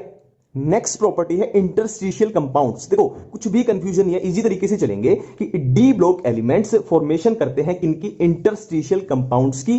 किसके साथ, किस टाइप के एलिमेंट्स के साथ, हाइड्रोजन या बोरोन या कार्बन या नाइट्रोजन, इस टाइप के एलिमेंट्स के साथ डी ब्लॉक एलिमेंट्स किसकी फॉर्मेशन करते हैं, इंटरस्टिशियल कंपाउंड्स की। और ये इंटरस्टिशियल कंपाउंड्स जो होते हैं ये हार्डर होते हैं, हार्डर देन प्योर मेटल, ठीक है। जैसे कि कोई भी प्योर, मान लो प्योर आयरन है और आयरन का एक है इंटरस्टिशियल कंपाउंड, तो जो आयरन का इंटरस्टिशियल कंपाउंड है वो हार्डर होगा प्योर आयरन से, ठीक है। केमिकली इनर्ट, इनर्ट मतलब ये रिएक्शन नहीं करते, ठीक है, इनर्ट तो समझ आता है। लास्ट प्रॉपर्टी है एलॉय फॉर्मेशन, कि D block elements alloy formation करते हैं। इसमें तो क्या, ये एलॉय क्या होता है हमें पता है, क्या है, एक मेटल में दूसरा मेटल घुसा दो, ठीक है। Atoms of one metal distributed दूसरे में घुस जाएंगे, सिंपल सी बात ये है, एक मेटल को दूसरे मेटल में घुसा दें तो क्या हो जाएगा, एलॉय बन जाएगा, ठीक है।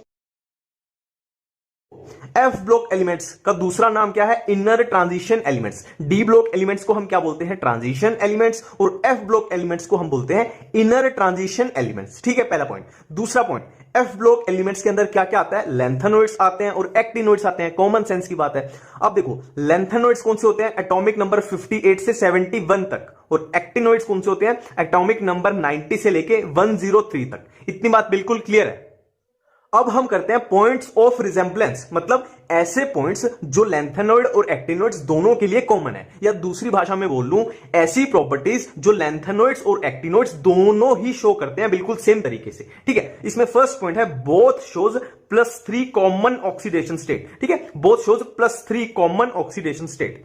नेक्स्ट है बोथ आर इलेक्ट्रोपॉजिटिव, लेंथेनॉइड और एक्टिनॉइड्स दोनों क्या होते हैं, इलेक्ट्रोपॉजिटिव होते हैं, और इलेक्ट्रोपॉजिटिव होते हैं मतलब खुद क्या हो जाएंगे, ये ऑक्सीडाइज हो जाएंगे, इसीलिए दूसरे को कर देंगे रिड्यूस, और दूसरे को रिड्यूस करेंगे तो क्या हो जाएंगे, स्ट्रॉन्ग रिड्यूसिंग एजेंट, ठीक है। Next point, mostly cations of both are coloured, ठीक है। एक्टिनॉइड्स और लेंथेनॉइड्स के जो कटायंस होते हैं वो मोस्टली क्या होते हैं, कलर्ड होते हैं।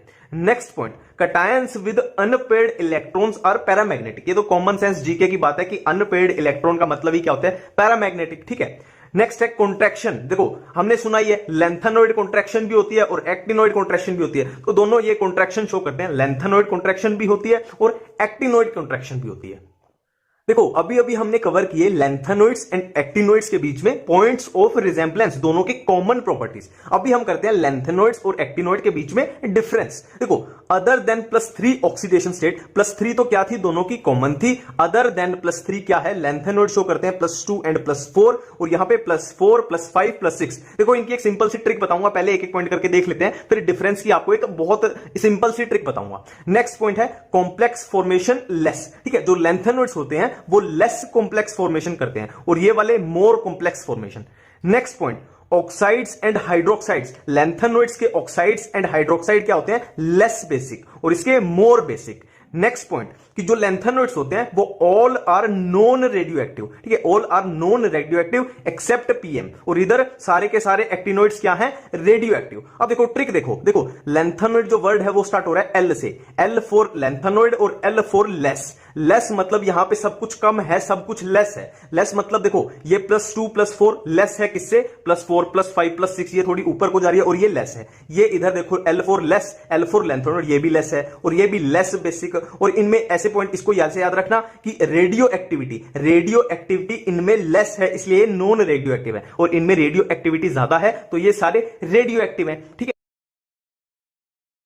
अब हम करने वाले हैं डी ब्लॉक के दो इंपॉर्टेंट कंपाउंड्स। पहला है पोटेशियम परमैंगनेट और दूसरा है पोटेशियम डाइक्रोमेट। देखो जो एग्जाम में पूछा जाता है ना जिस तरीके से, उसी तरीके से आपकी सारी कंफ्यूजन मैं दूर कर दूंगा, पर आप एक बार इसको एनसीईआरटी से जरूर पढ़ लेना। ठीक है, देखो पोटेशियम परमैंगनेट फॉर्मूला क्या है, KMnO4। अब KMnO4 में मैग्नीज की ऑक्सीडेशन स्टेट क्या है, +7। अब देखो +7 से ज्यादा तो ये जा नहीं सकता ना, मैक्सिमम है +7, मतलब इससे कम ही जा सकता है। तो इससे +7 से जब ये मैग्नीज कम ऑक्सीडेशन स्टेट में जाएगा तो ये खुद क्या हो जाएगा, खुद हो जाएगा रिड्यूस और दूसरों को कर देगा ऑक्सीडाइज, और इसीलिए क्या है, ये एक ऑक्सीडाइजिंग एजेंट। ठीक है, अब देखो इसमें एक कंफ्यूजन आती है पर मैग्नेट आयन और मैग्नेट आयन। देखो ये है KMnO4, मतलब ये पोटेशियम प्लस यहां से जाएगा तो क्या बचेगा, पर मैग्नेट आयन। और मैग्नेट आयन क्या होता है, अगर यहां पे होता K2MnO4 तो क्या होता है MnO4-2, ये होता है मैग्नेट आयन। अब इसमें से जो सुपर हिट क्वेश्चन सबसे ज्यादा मैक्सिमम पूछे जाने वाला क्वेश्चन है वो है ये। देखो ये है KMnO4 +7 ऑक्सीडेशन स्टेट में है मैग्नीज। अब देखो इसको अगर हम एसिडिक सॉल्यूशन में डालेंगे तो क्या होगा, मैग्नीज +7 से चला जाएगा +2 में, और न्यूट्रल में क्या जाएगा +7 से +4 में, और बेसिक मीडियम में क्या होगा +7 से +6 में चला जाएगा। क्लियर बात है, तो ये बात तो क्लियर है कि हर केस में +7 से कम ही जा रहा है, ज्यादा नहीं जा रहा। मतलब तीनों केस में किसका काम कर रहा है, ऑक्सीडाइजिंग एजेंट का, है ना। अब देखो इनको याद कैसे करना है ना, इनको बार बार भूल जाते हैं, तो न्यूट्रल का सिर्फ याद रखना, न्यूट्रल का याद रखना +4, है ना। ऐसे लगा लो कि ये pH है, ये pH है +4। अब 4 में से 2 माइनस कर दो, इधर 4 में 2 प्लस कर दो, इधर 4 में से 2 माइनस कर दो 2, इधर 4 में 2 प्लस कर दो 6। ठीक है, और ये अगर आपको भूल जाए तो ऐसे याद रखना, ये क्या है, pH है। अब pH कम होगी तो सॉल्यूशन एसिडिक है, pH बढ़ेगी तो बेसिक है, और ये क्या है अपना न्यूट्रल ऑलरेडी था हमारे पास। ठीक है, अब देखो इसके बाद है K2Cr2O7। इसमें सबसे अच्छी याद रखने की चीज है ये वाली। देखो ये भी क्या होता है, ऑक्सीडाइजिंग एजेंट होता है। तो ये क्या करेगा, इनको देखो, इनको ये सिंपली क्या कर रहा है, ऑक्सीडाइज कर रहा है, और खुद चला जाएगा क्रोमियम +3 जिसका कलर है ग्रीन। ये बहुत इंपॉर्टेंट है। और एक इसका ये क्रोमिल क्लोराइड टेस्ट आता है, इसको जरूर याद कर लेना, कुछ भी ना समझ आए तो बहुत इंपॉर्टेंट।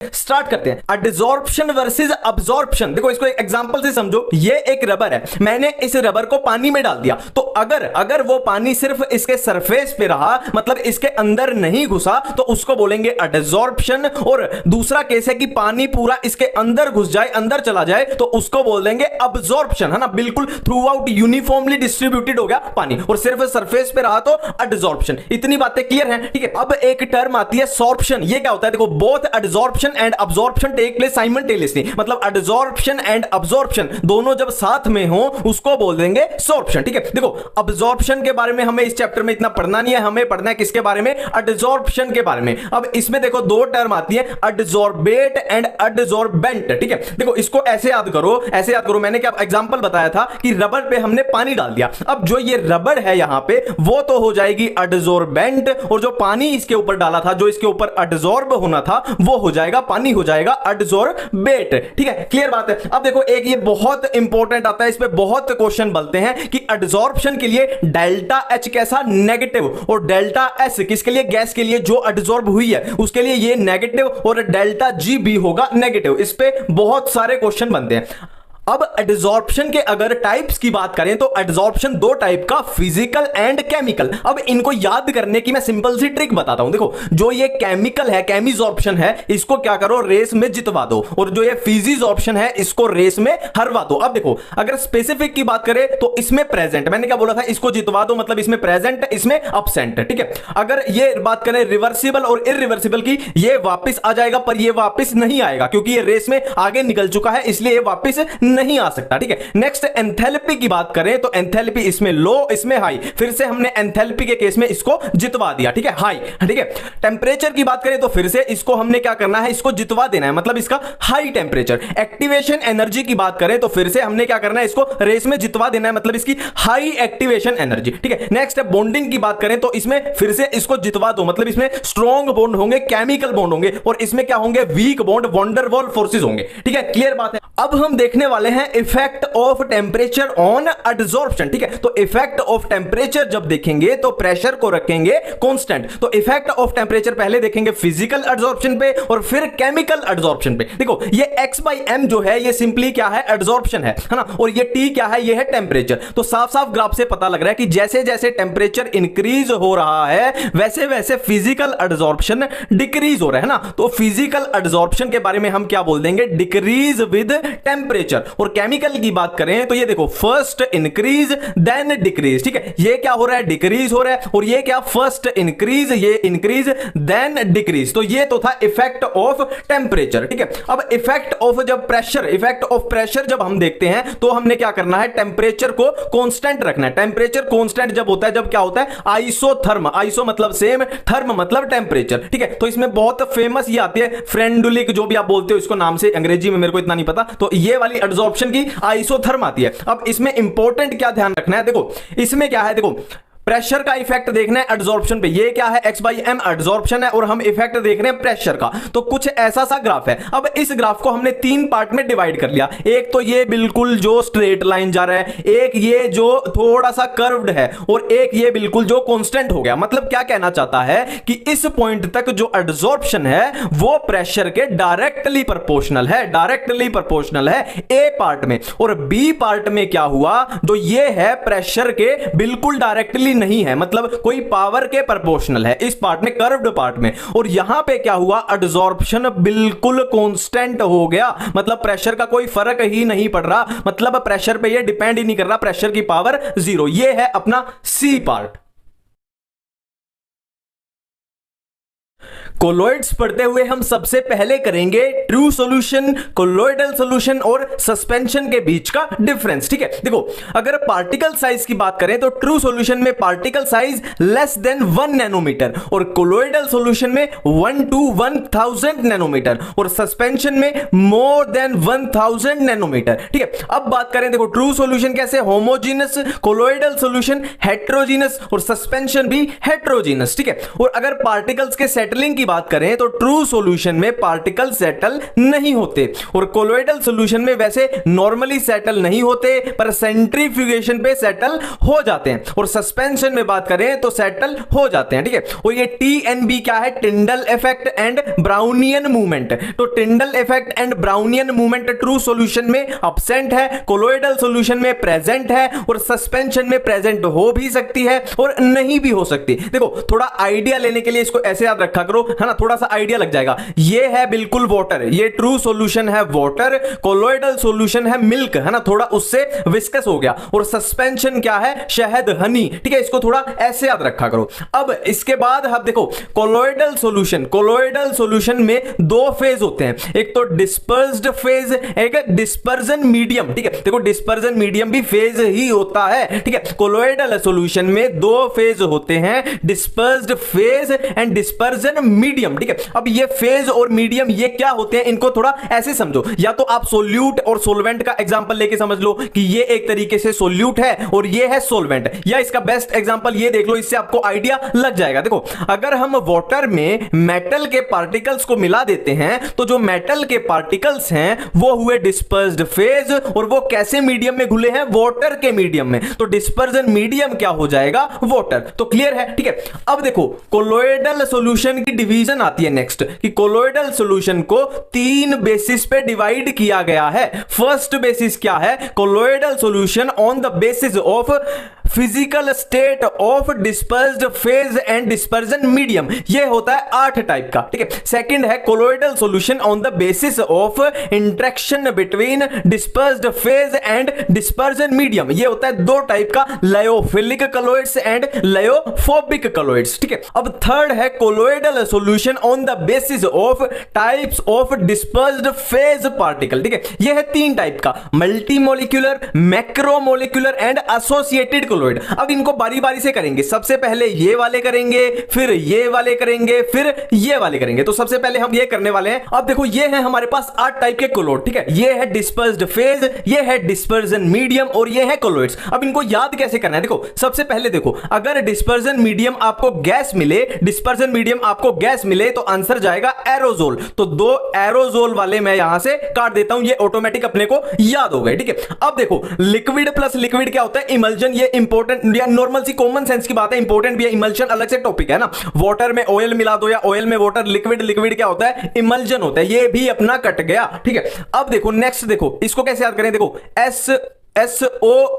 SOL सोल, ये भी अपने को याद हो गया। ठीक है, अब ये है फोम है। देखो आपने घर में झाग देखे, झाग, तो झाग में क्या होता है, लिक्विड में क्या होता है, गैस होता है, लिक्विड में गैस होती है झाग, तो ये भी फोम अपने को याद हो गया। ठीक है, अब जो बच गए, देखो अब जो 3 बच गए उनमें एक चीज कॉमन है कि डिस्पर्जन मीडियम तीनों में क्या है, सॉलिड है। ठीक है, तो इसको तो कैसे याद रखना है, जेल वाले को liquid solid gas, G for gas, G for gel, liquid solid gas, तो ये भी याद हो गया। ठीक है, अब देखो बचे हुए कैसे याद करें कि जिसमें भी डिस्पर्जन मीडियम सॉलिड आया उसका आंसर कर दो सॉलिड सोल, तो ये अपने को थोड़ा आइडिया लगा के याद हो सकते हैं। ठीक है, तो अब देखो हमने ये 8 टाइप के कर लिए, अब हम चलते हैं लायोफिलिक एंड लायोफोबिक पे। ठीक है, देखो लायोफिलिक क्या होता है, लायोफिलिक मतलब लिक्विड लविंग, लायोफोबिक, फोबिक मतलब फोबिया, फोबिया मतलब डर, मतलब हेटिंग, ये लिक्विड लविंग, ये लिक्विड हेटिंग। अब देखो ये प्यार फैलाएगा और ये हेट मतलब नफरत फैलाएगा, तो अच्छी चीजों में ये जीत जाएगा और बुरी चीजों में ये जीत जाएगा। इतनी सी बात अगर आपको याद है तो ये आपका कंप्लीट हो गया। अब देखो प्रिपरेशन की बात करें तो प्रिपरेशन अच्छी चीज है, तो लायोफिलिक इजीली प्रिपेयर्ड हो जाता है और लायोफोबिक नहीं होता, तो ये जीत गया इसमें। स्टेबिलिटी की बात करें तो स्टेबिलिटी भी अच्छी बात है, उसमें भी लायोफिलिक जीत जाएगा, मतलब मोर स्टेबल, और ये है लेस स्टेबल मतलब अनस्टेबल है। रिवर्सिबिलिटी की बात करें तो ये भी अच्छी चीज है, तो इसमें भी लायोफिलिक जीत जाएगा और ये लायोफोबिक हो जाएगा इरिवर्सिबल मतलब रिवर्सिबल नहीं है, तो इसमें भी ये जीत गया। विस्कोसिटी की बात करें, गाढ़ापन, विस्कोसिटी भी अच्छी चीज है, तो इसमें भी लायोफिलिक जीत जाएगा, मतलब लायोफिलिक में viscosity is higher than solvent, और इसमें क्या होती है, सॉल्वेंट के बराबर, तो इसमें भी ये जीत गया। अब 2 चीजें बची जो बुरी हैं, ये थी सारी अच्छी चीजें, 2 चीजें बची जो बुरी हैं। देखो एक तो टेंशन, सरफेस टेंशन, टेंशन जहां वर्ड आ गया मतलब वो बुरी चीज है। स्कैटरिंग मतलब बिखर जाना, तो बिखरना भी एक तरीके से बुरी चीज है, तो इसमें लो किसमें होगी, कम होगी लायोफिलिक में, क्योंकि बुरी चीजों में ये हार जाएगा, बुरी चीजों में ये जीतेगा, ये जीतेगा, तो इसमें ये 2 चीजें हाई हो जाएंगी। तो इस तरीके से कॉमन आइडिया लगा सकते हैं। ठीक है, अब देखो अब हम करने वाले हैं ये multi molecular, macromolecular and associated colloid. ठीक है, सबसे पहले है मल्टी मॉलिक्यूलर। देखो नाम से ही पता लग रहा है, मल्टी मतलब बहुत सारे, मॉलिक्यूलर मतलब मॉलिक्यूल्स, तो बहुत सारे पार्टिकल, छोटे छोटे पार्टिकल्स मिलके एक पार्टिकल बना देंगे और ये पार्टिकल कोलॉइडल रेंज का होगा, तो कोलॉइड की फॉर्मेशन हो जाएगी। इतनी सी सिंपल सी बात है। नेक्स्ट है मैक्रोमोलिक्यूलर, इसके बारे में एनसीईआरटी में ऐसे ही लिखा हुआ है कि macromolecules in suitable solvent form solution, in that solution size of macromolecules is in colloidal range. Clear बात है। सबसे लास्ट और सबसे इंपॉर्टेंट है एसोसिएटेड कोलॉइड्स। ठीक है, देखो कुछ सब्सटेंस होते हैं, कुछ ऐसे सब्सटेंस होते हैं जो लो कंसंट्रेशन पे स्ट्रॉन्ग इलेक्ट्रोलाइट की तरह बिहेव करते हैं, बट यही सब्सटेंस जब हाई कंसंट्रेशन पे हो तो ये कोलॉइड सॉल्यूशन बना देते हैं, कोलॉइड की तरह बिहेव करते हैं, और इन कोलॉइड्स को क्या बोलते हैं, मिशेल्स बोलते हैं। अब देखो यहां पे बहुत इंपॉर्टेंट 2 चीजें आती हैं। ये जो मिशेल्स की फॉर्मेशन हुई ये एक पर्टिकुलर टेंपरेचर के ऊपर होती है और उस टेंपरेचर को बोलते हैं क्राफ्ट टेंपरेचर। अब दूसरी लाइन, ये जो मिशेल्स की फॉर्मेशन हुई ये एक पर्टिकुलर कंसंट्रेशन के ऊपर होती है, तो उस कंसंट्रेशन को बोलते हैं क्रिटिकल मिशेल कंसंट्रेशन। क्लियर बात है। अब देखो अब हम करने वाले हैं प्रिपरेशन ऑफ कोलॉइड्स, कि कोलॉइड्स को कैसे प्रिपेयर किया जाता है। ठीक है, देखो मैं टू द पॉइंट जो आपकी कंफ्यूजन है वो सारी रिमूव कर दूंगा। तो सबसे पहले है केमिकल मेथड, इसमें यही याद रखना कि केमिकल रिएक्शन जैसे डबल डीकंपोजिशन, ऑक्सीडेशन, रिडक्शन, इनकी हेल्प से हम कोलॉइड्स को बना लेते हैं। और दूसरा मेथड है ब्रेडिक्स आर्क मेथड। देखो इसको ऐसे याद रखना, देखो गोल्ड, सिल्वर, प्लेटिनम, इनकी रोड होती है। आपने घरों में देखा होगा ना, जिस रोड से हम पानी गर्म करते हैं, बाल्टी में जो रोड पानी गर्म करने वाली होती है, एक तरह से ऐसे समझो कि वो रोड जो है वो गोल्ड, सिल्वर या प्लेटिनम की बनी हुई है। अब क्या होगा, वो पानी में डली हुई है, अब क्या होगा, धीरे धीरे वो गर्म होगी, गर्म होगी, गर्म होगी, तो क्या होगा, उनके जैसे ये इन मेटल की वो बनी थी, तो ये मेटल की रोड जब गर्म होगी तो उनके छोटे छोटे पार्टिकल जो है वो पानी में आ जाएंगे, और पानी में आएंगे तो वो कोलोइड की फॉर्मेशन कर देंगे। इसको ऐसे समझा जा सकता है इजी तरीके से, ठीक है। नेक्स्ट है पेप्टाइजेशन। देखो इसमें एनसीईआरटी की लाइन में आप कंफ्यूज बहुत होते होगे, पर इसको सिंपल तरीके से समझो। देखो यहां पे दो चीजों में आपको कंफ्यूज किया जाता है, एक है प्रेसिपिटेट, एक है इलेक्ट्रोलाइट्स। प्रेसिपिटेट को रिप्लेस कर दो पत्थर से, ठीक है। देखो मैंने पत्थर में, देखो मैंने पानी में पत्थर डाले, प्रेसिपिटेट डाले मैंने पानी में, है ना, मैंने पानी में पत्थर डाले, यानी मैंने पानी में प्रेसिपिटेट डाले, पर वो क्या है, वो कोलोइड की फॉर्मेशन नॉर्मली नहीं कर रहे, मतलब वो पिघल नहीं रहे। अब क्या होगा, मैंने क्या किया, उनको पिघलाने के लिए यानी कोलोइड बनाने के लिए मैंने उस पानी में थोड़ा सा इलेक्ट्रोलाइट डाल दिया। अब ये इलेक्ट्रोलाइट, ये समझने के लिए बता रहा हूं, ये इलेक्ट्रोलाइट क्या करेंगे, उन पत्थरों में कुछ ऐसा चेंज ला देंगे कि वो पत्थर कोलोइड की फॉर्मेशन कर देंगे, ठीक है। अब देखो नेक्स्ट है प्रॉपर्टीज ऑफ कोलोइडल सॉल्यूशन, ठीक है। सबसे पहली है कोलिगेटिव प्रॉपर्टी, ये शो करते हैं। कोलिगेटिव प्रॉपर्टी कौन सी होती है, osmotic pressure, lowering in vapour pressure, depression in freezing point and elevation in boiling point, ठीक है। नेक्स्ट है Tyndall effect. Tyndall effect simply क्या होता है, स्कैटरिंग ऑफ लाइट। नेक्स्ट है ब्राउनियन मूवमेंट। देखो इनको थोड़ा सा ऐसे समझा करो कि बहुत सारे एक जैसे चार्ज है ना, मान लो ये है, ये भी पॉजिटिव चार्ज है और ये भी पॉजिटिव चार्ज है। अब इन दोनों पे बिल्कुल सेम चार्ज है, तो ये एक दूसरे को रिपेल करेंगे। तो कुछ इसी तरीके से कोलोइडल सॉल्यूशन होते हैं ना, तो ये क्या करेंगे, रिपेल करेंगे एक दूसरे को, तो क्या करेंगे, जिगजैग मूवमेंट करेंगे, इधर उधर इधर उधर, उसी को बोलते हैं ब्राउनियन मूवमेंट। नेक्स्ट है कोएगुलेशन। कोएगुलेशन तो पता है ना, जैसे ब्लड कोएगुलेशन तो ही समझ ले, प्रोसेस ऑफ सेटलिंग, कि जो पार्टिकल इधर उधर घूम रहे थे वो एक जगह पे सेटल हो जाए, उसी को बोलते हैं कोएगुलेशन। नेक्स्ट है चार्ज। जैसे मैंने अभी बोला कि सभी पार्टिकल्स पे बिल्कुल सेम चार्ज होगा, तो वो एक दूसरे को रिपेल करेंगे, इधर उधर भागेंगे। नेक्स्ट है कलर। अब कलर किस पे डिपेंड करेगा, जो ये स्कैटरिंग ऑफ लाइट थी, तो जो लाइट होगी उसकी वेवलेंथ जो होगी उस पे डिपेंड करेगा कलर, है ना, जितनी वेवलेंथ उस हिसाब का कलर आ जाएगा। अब देखो एक टॉपिक आता है प्रोटेक्शन ऑफ कोलोइड्स। इसमें सिंपली क्या है, देखो हमने किया था कि लायोफोबिक जो कोलोइड होते हैं वो अनस्टेबल होते हैं और लायोफिलिक जो होते हैं वो स्टेबल होते हैं। तो ये अनस्टेबल थे, तो हम इनको प्रोटेक्ट करेंगे किससे, लायोफिलिक कोलोइड से। Lyophobic colloids are protected by lyophilic colloid, ठीक है। अब देखो इसकी प्रोटेक्शन के लिए जितनी कम अमाउंट में ये हमें डालना पड़े उतनी अच्छी बात है। तो इसके रिलेटेड भी एक कंसेप्ट आता है गोल्ड नंबर का। सिंपल सी बात है, जितना कम ये डालना पड़ेगा उतनी अच्छी बात है, उसी को बोलते हैं गोल्ड नंबर। और गोल्ड नंबर क्या है, inversely proportional to protective power, है ना। सिंपल सी बात है, जितना कम गोल्ड नंबर मतलब जितना कम ये हमें डालना पड़ेगा उतनी ज्यादा उसकी स्ट्रेंथ है, उतनी ज्यादा उसकी प्रोटेक्टिव पावर है, ठीक है।